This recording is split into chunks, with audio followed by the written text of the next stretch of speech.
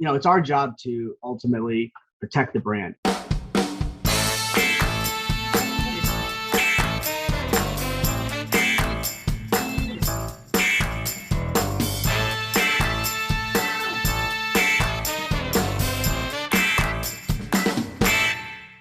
Okay, welcome back to the Marketing Playbook, presented by Details Interactive.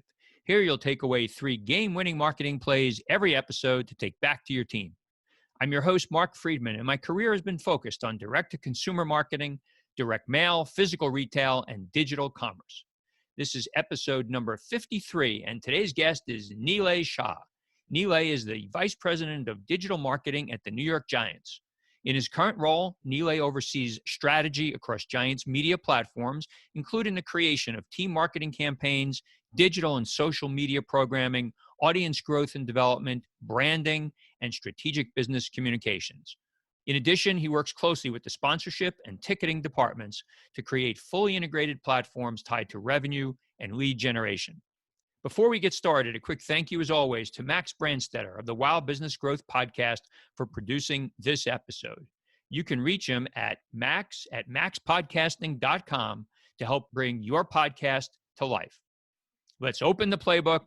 Ready, break. Well, hello, everyone. Thank you for joining the Marketing Playbook Podcast. Today, I'm joined by Nilay Shah. Nilay is the VP of Digital Marketing for the New York Giants football team and my favorite football team. Nilay has over 15 years of digital marketing experience with one of the most valuable franchises in all of sports. His focus areas include creating fully integrated campaigns tied to content development, sponsorship, and revenue and audience growth. Among his most recent program successes are the launch of the first ever Giants NFT collection and the conceptualization and launch of the Eli Manning Show. Nilay, welcome to the show. Thanks, Mark, for having me. Excited to talk to you and talk all things digital and Giants. All right. Well, that's great. As most of my listeners know, I'm a big sports fan.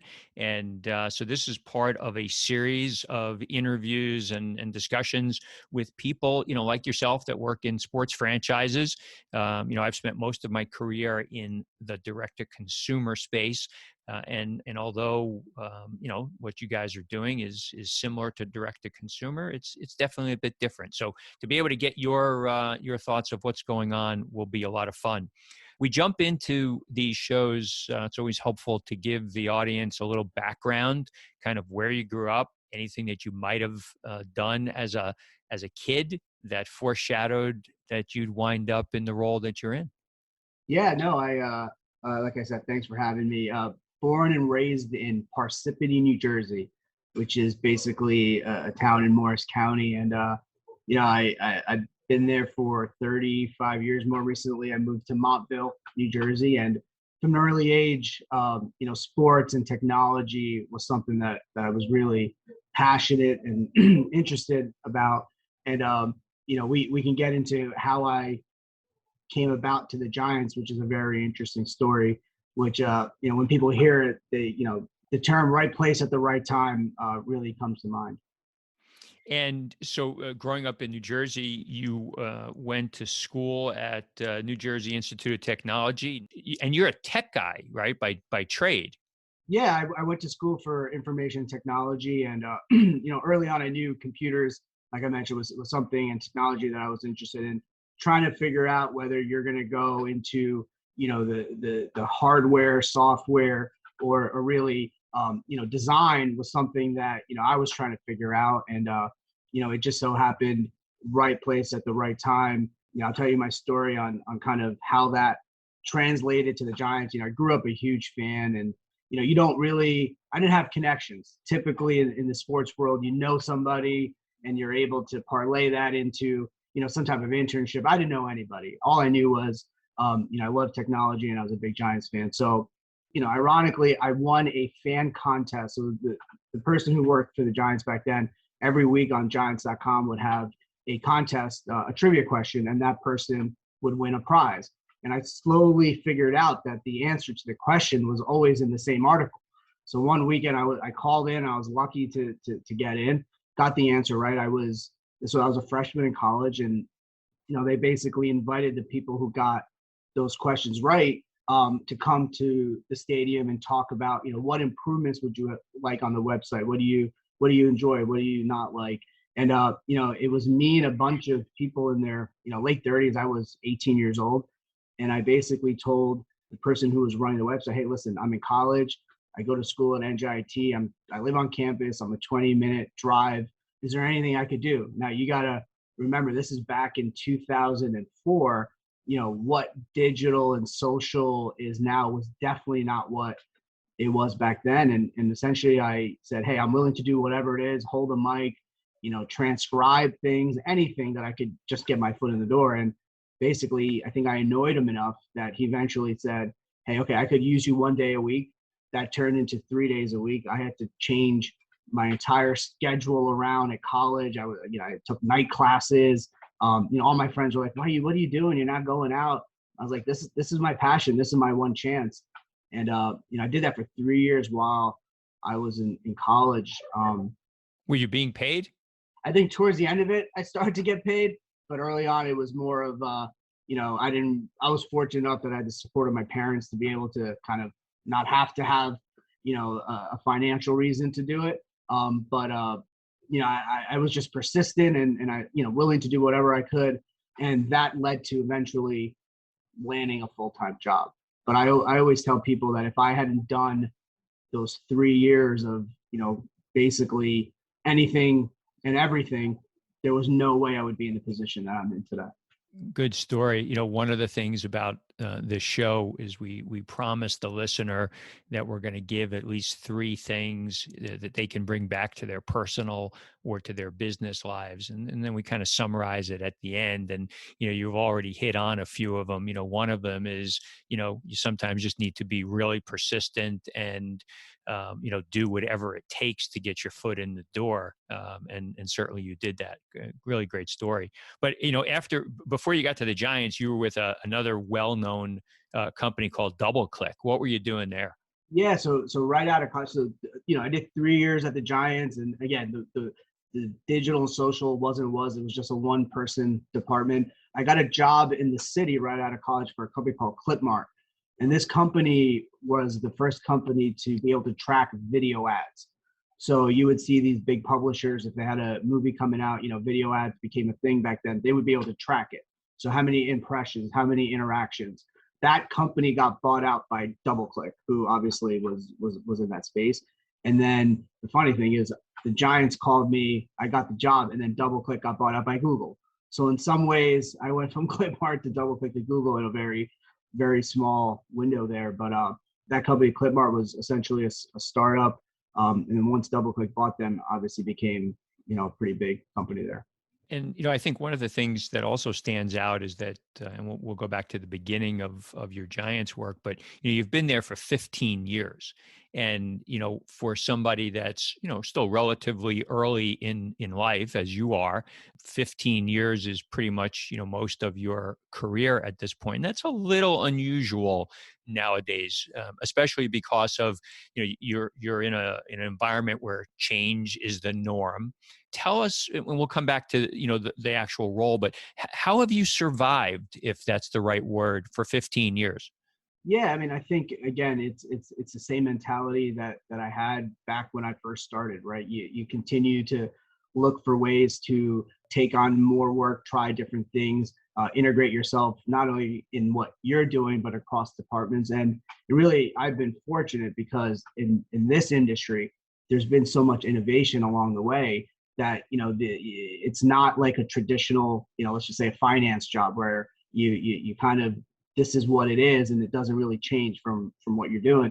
Here, every 2 years, there's something new, right? So you get a chance to reinvent yourself. You get a chance to show everybody, hey, here is new ways that we can improve, whether it's franchise value or fan engagement. It's really been a blessing in that way, in that it hasn't felt like, 15 years is a long time, but it's almost like you're starting a new job every few years with the way technology and innovation is happening, especially in this field.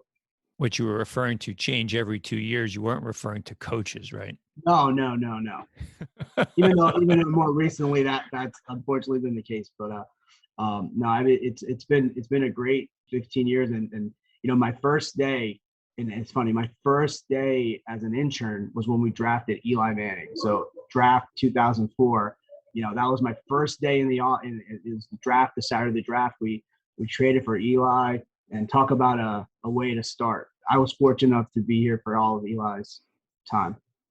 Well, that's a great run, and not only a great run, from a professional perspective, even though his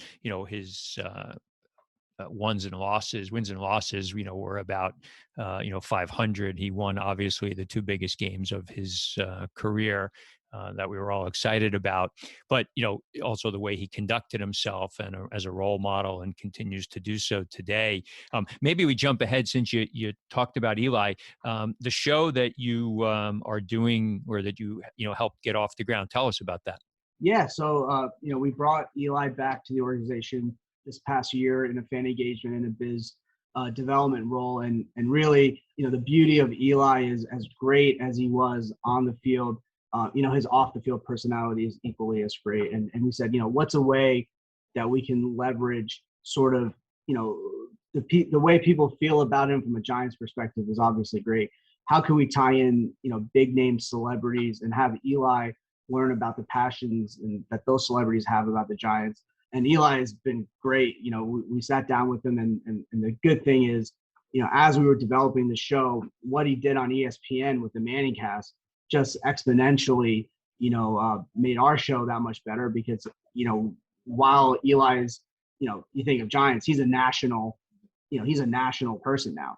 Now everyone looks at Eli as a national and has a national audience. So, the show, we had Eli interview people from, Bill Murray to Kevin Durant to Giants fans across the spectrum, and everybody's been excited to talk to him, and it's been a great show. The numbers on that have been over the top for us, and really in a losing year on the field from a record perspective, that content really helped us put forth evergreen content for our fans.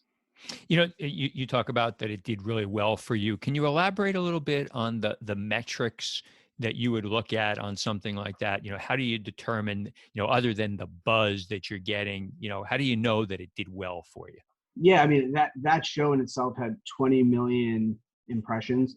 And for us, that's a pretty big number. I mean, some of those episodes had over 300,000. We did an episode with him and a few members from The Sopranos, had 300,000 views on YouTube. The Bill Murray, I think, sits at 300,000. Not any typical, football related content, you're looking at 15 to 20,000 views, right? So it really showed how, when you marry, sort of that evergreen content, that you don't have to be a diehard Giants fan, people will consume it. Yeah, because now he's broadening more than just a Giants personality. He's just a broader personality, more of a lifestyle kind of a guy, I guess. Exactly. So, when you go back to, August 2007 or so, when you kind of got your start there, what was it like a sports franchise and digital? Where 15 years ago, Facebook and Instagram are shells of what they are today. YouTube, the same. There just weren't that many places. What were you really doing other than at Giants.com? Yeah, I mean, really, back in 2007, editorial content was really the main purpose of the website, right? From a written perspective. And what happened was, when I came on board, Don Sperling, who was my boss at the time, he started up NBA Entertainment. So we really started to reimagine our video offering, and it really became, how can we provide, inside access to the organization and also show our players personalities off the field. And I think we exponentially, made video the focus of what we were going to give our fans. We created shows that highlighted the off the field personalities, like I mentioned. We gave fans inside access to the draft room, inside access to team meetings, things that really differentiated us from a traditional, news outlet. And go back to, the KPIs and the metrics. So, as time has progressed, I'm going to guess that the metrics and the things that you're looking at to determine success have changed. How has that changed? Yeah, I mean, I think ultimately the platforms have changed, right? So traditional when you look at your website, you're looking at unique visitors and how long people spend on your website. I think what these social platforms have done is really, how you're capturing engagement from social interactions has really been what we look at, on Instagram, on Facebook, on Twitter. Are people sharing your content across their social networks? And that ultimately helps us grow our numbers. And those are really the focal points from a audience standpoint. And are you charged with selling merchandise and product on the site? Does that fall into your domain?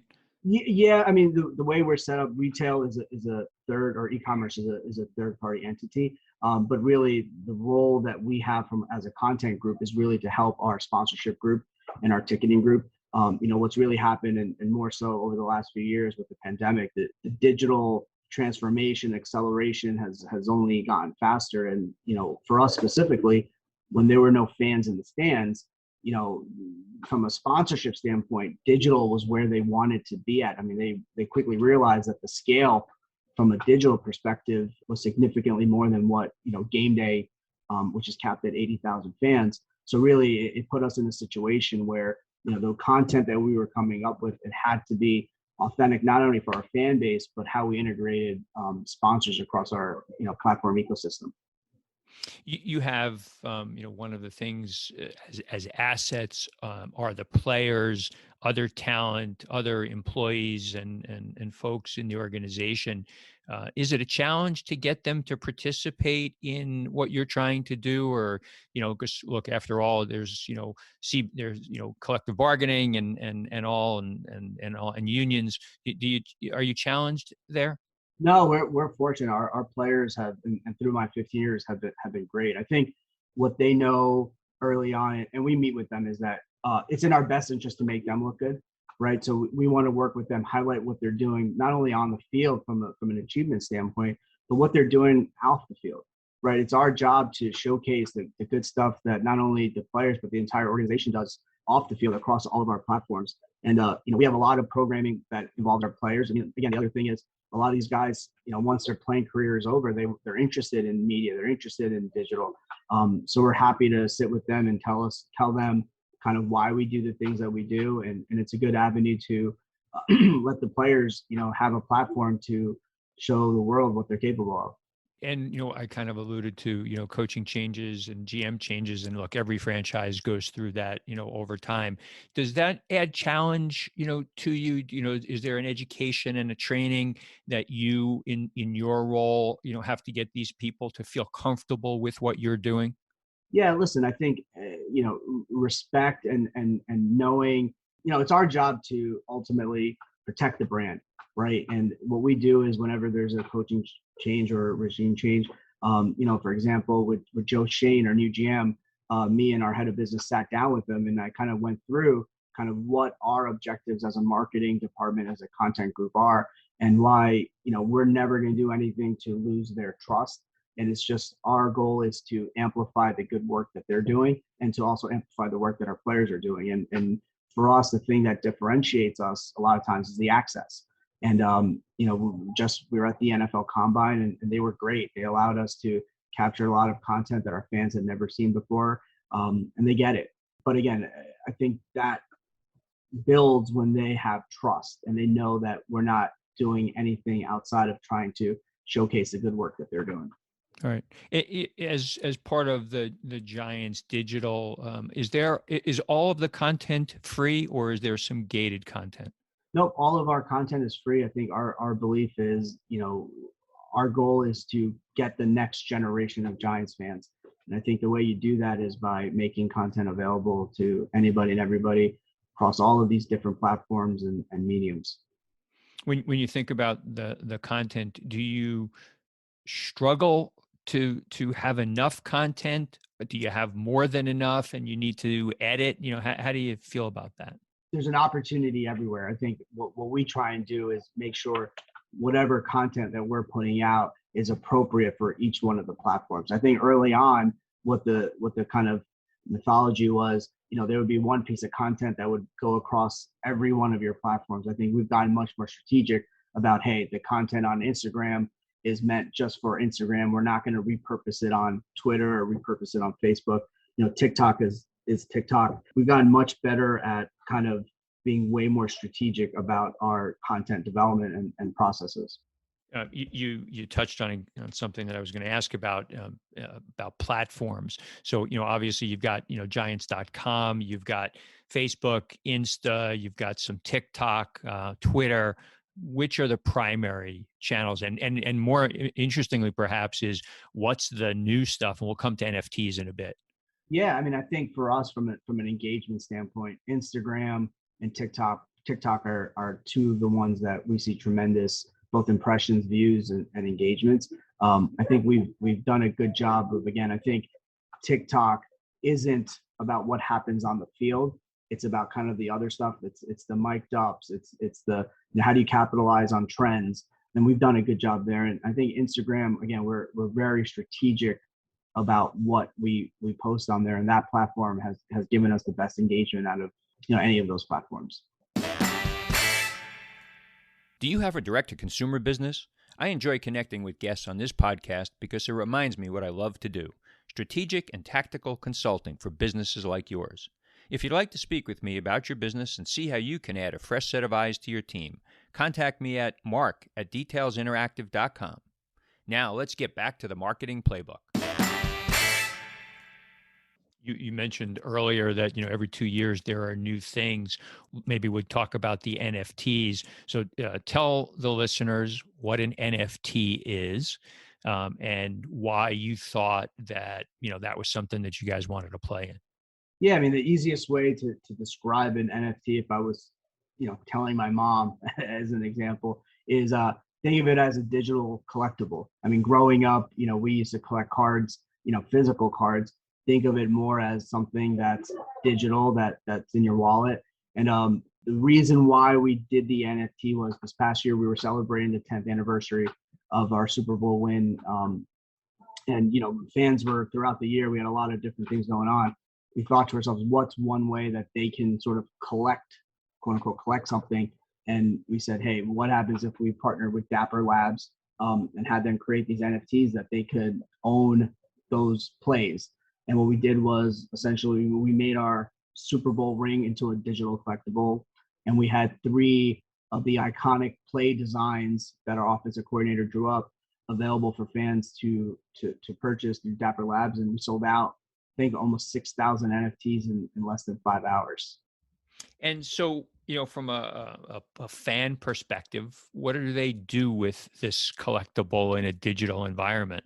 Yeah, I think ultimately, we are exploring some utility applications. I think on this one, it was really more about the feeling of collecting this nostalgic moment that in time that you have all of these memories from, that, you want to, quote unquote, own that piece of history.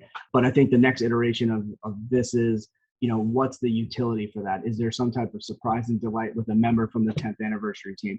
We're working through some of those things. But ultimately, I think that is what, if there's a second phase of this, where there be some utility for these NFTs. And so NFT is the new thing on the block. What's out there that you can share that might be new and different and interesting that you haven't tried yet? We did a lot of things this past year. I think for us, it's continuing on the content side, just innovating. From a technology standpoint, I can't say we have anything brewing, but I think for us, it's you mentioned being direct to consumer. How do we turn the Giants into this global brand that extends beyond what happens on the field, right? We talked about the Eli Show. Are there investment shows? Are there things that we can do to kind of broaden the scope of what it means to be a fan? And I think we want to be a direct to consumer juggernaut. And I think the way you do that is developing content that our fans will consume. It's interesting. You've used the word brand at least 3 or 4 times already. And, I don't know when it happened. And maybe it just is, it just happens over time. It feels to me like when I was a lot younger, let's say your age, I don't think football teams or sports franchises really thought of themselves necessarily as brands. As they've gotten, value of, in the billions of dollars, they all think of themselves as a brand, and how to extend the brand and how to make it more valuable. I'm guessing that's what you guys are thinking, right? Yeah, I mean, and I'll give you an example from this past year. We did a collaboration with Marvel, and we basically teamed up with them on this fully integrated platform where we turned 6 of our players into superheroes. We had a full game day experience. We mailed out things to our season ticket members. We had our players involved. That's an iconic brand, and we see ourselves as an iconic brand, right? So you have 2 New York based enterprises. How do you kind of bring those together? And no one had really done something on this integrated as a platform. We had the folks at Marvel created a Giants Marvel helmet, and that was our most liked Instagram post in team history. Had like 350,000 likes and counting. We see ourselves as that global brand. How do we align ourselves with some of these different brands that put the Giants in a global platform? Who thinks about the brand? Who's the chief brand officer? Does it go up to management? Is the on-field, general management, involved? Because let's use the Marvel thing. Somebody had to decide. Maybe you brought it to the table. Somebody else brought it to the table. Whomever. Somebody had to decide. Is that right for our brand? Yeah, so on most of those level, those things, our head of business, Pete Gwelly, who came on here about 3 years ago. He was the COO down at the Hornets working for Michael Jordan. He really, challenged us to, think outside the box. You have all these traditional platforms, traditional verticals. Being in this market, 26 million people, we have to think outside the box. We have to align ourselves with these global enterprises, and he's really been the catalyst for really our digital transformation. I mean, he really has pushed us to make that pivot from a traditional content or traditional assets, and really go through this digital transformation. And he would be the one that really is the final kind of amongst us kind of decision maker on what is worth it for their company. Yeah, I don't know Pete, but I've seen a lot of stuff that he's posted on LinkedIn, and it's really interesting. Really makes me, want to be, more engaged, certainly with the team and the brand. There's, lots of teams in the NFL. There's lots of other, professional sports franchises.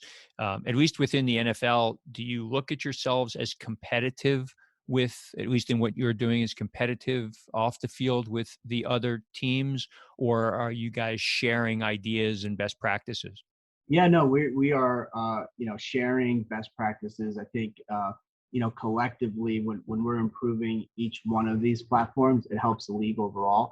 Sure, we're all competitive. We want to have the best engagement. We want to have the best numbers, but ultimately, a lot of that stuff impacts from a sponsorship level. We're not really up against the Carolina Panthers or the Denver Broncos, right? So we want to, if we see an idea, we typically will go to that team and say, hey, how'd you execute this? And then if there's a way that we can make it better, we'll certainly do that. But we're certainly, at least from my perspective, an open book. And the league has really done a good job of creating that synergy between all these teams where, they sit around best practices, and we're all for growing the total enterprise. Yeah, well, it seems to make sense because there's obviously a lot of revenue sharing and around the league and things. So sharing best practices does make the entire structure stronger. With respect to your team, so what does your team look like underneath you?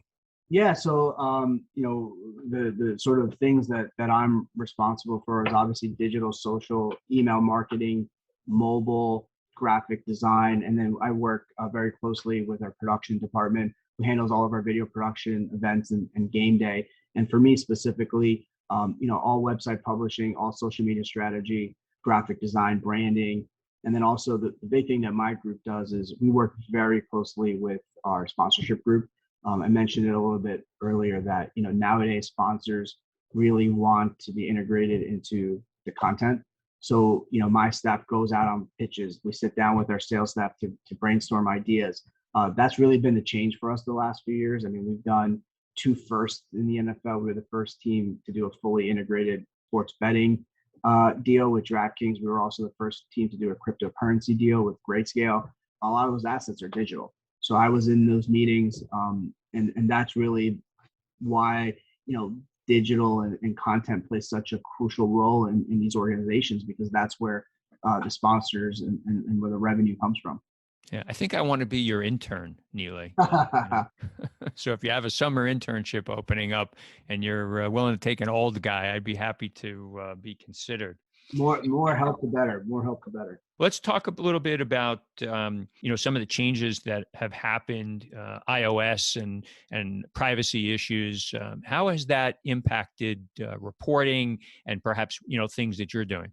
Yeah, I mean, for us, it really hasn't made that big of a difference, because we haven't been a team that does a lot of paid advertising. Specifically, typically the teams that have a major ticket issue are leveraging the Facebooks and other platforms to kind of drive ticket sales. We've experimented there, but it hasn't been a focal point for us. So I can't say that it's impacted us. Now, listen, if we change our strategy and we go heavy there, then obviously that is something that we'll need to pay attention to. But for us, it hasn't really made a major impact. I guess your point being that because you sell out almost every home game, there's just not that many tickets that you've got to try and sell, right? Exactly. Got it. Okay, great. Well, look, really interesting stuff. I think what you're doing there, and the tenure. I don't want to belabor this, but I think your tenure, is one of the things that I think is so incredible to me. It just doesn't happen a lot, not even in your space, but just anymore. People staying in an organization, in a vertical for as long as you have, and that's a great tribute to the Giants wanting consistency, and also a tribute to you. And the work that you're doing and the innovation. So congratulations for all that. It really, we have great ownership. I mean, they buy in, they let you do what you need to do, and they, they respect the work that you do, and you want to work hard for people like that, right? That's really the goal. Yeah, look, I've been a Giants fan since I was probably 6 or 8 years old, and although there's been a lot of losing, I don't think anybody can ever question the fact that this ownership wants to, put a good quality product on the field, but you can't always get that. But their interest in doing so is important to me. So. This is made for a guy in a football space. We do, at the end of my show, a 2-minute drill. We've got 7 questions, 1 or 2 word answers. You ready? Sure. Okay. A brand that you admire or that inspires you? I would say the NBA. Okay, interesting. Favorite app on your phone? Twitter. The last website other than Amazon that you shopped from? Nike. Something that you're not good at, but wish that you were? Hiding my passion for things. Oh, and here I thought you were going to tell me you wanted to throw a ball 50 yards down the field. I wish. A charitable organization that you're passionate about? St. Jude's. If you had one superpower, what would it be? To see the future. And other than your family, what's your most prized possession? My 2 Super Bowl rings. Oh, you have Super Bowl rings. Very cool. Goes back to ownership. Every employee, got a Super Bowl ring, the same one the players got with my name on it. So, you talk about why you want to work hard, stay at a place, things like that. Not every team does that. So that's, 2 great reasons of why that tenure has been what it is. Wow, that's a great ending to a show. Great story. Congratulations. Thanks for sharing that with us. Nilay, this was really interesting, not only from an education perspective from our listeners, but again, me being a big fan of the team, and also being a big fan of digital fan engagement and consumer engagement. Really interesting stuff. And as I said to you before, if there's anything that I can be helpful with down the road, by all means, feel free to reach out. I appreciate it. And this has been great for me, being able to share my story. Hopefully it inspires people that, if you put in the work, good things will happen, and things aren't always handed to you. But, if you're passionate about things, then, you'll find some luck. Good stuff. Where can people reach out to you on social media? Best place for me is, believe it or not, I'm not on many social media platforms, just because when you're running the Twitter account, or your staff is running the Twitter account for an account that has over 2 million followers, you don't want to mess up and forget that it's your personal versus the team. So the best place for me is LinkedIn. Okay, sounds good. Nilay, thank you so much. Best of luck to you and your team and the rest of the Giants in the coming season. Appreciate it. Thanks, Mark. That's it. Today's game ball goes to Nilay for coming on the Marketing Playbook. To me, today's 3 game-winning marketing plays were as follows. Number 1, persistence. We all could use a bit more of this. Nilay spoke about how he got his job with the Giants. In high school, no training and no connections, but he pushed forward and was willing to do anything that was required to work for the Giants. He was in the right place at the right time, and he's parlayed that into a 15-year run with the Giants. Number 2, I like the conversation about leveraging the assets that you have. We heard that they're not focused on selling product as much within Nilay's team. They're focused on brand building. They leverage their assets, in this case, the players and management, to drive their business. They want to be a direct-to-consumer juggernaut, and that comes from having a spectacular brand that they work hard to nurture. And number 3, 15 years is a long time in any business, especially these days. Nilay's proof that if you continue to grow your knowledge base, show respect for the people you work with to gain their trust, and evolve your strategies, even with management changes, you can not only keep your job, but you can thrive as well. Thank you, Playbook marketers, for listening to another episode. If you want to check out more pages of the Marketing Playbook, make sure to subscribe on your favorite podcast spot and leave us a 5-star review on Apple Podcasts. You can also follow us on Twitter at DetailsInteract and learn more at detailsinteractive.com. Until next time, the devil is in the details.